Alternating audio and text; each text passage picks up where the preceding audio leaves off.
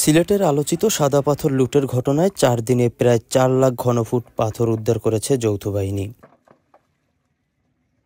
গতকাল দিনে ও রাতে সিলেট সদর উপজেলা ও কোম্পানিগঞ্জ থেকে বিপুল পরিমাণে সাদা পাথর উদ্ধার করে যৌথ বাহিনী। আটক করা হয়েছে 6 জনকে। এ নিয়ে সাদা পাথর লুটপাট ও পাথর লুকানোর ঘটনায় 11 জনকে আটক করা হয়। উদ্ধার হওয়া সাদা পাথরগুলো ট্রাকযোগে ফেরানো হচ্ছে ভোলাগঞ্জে।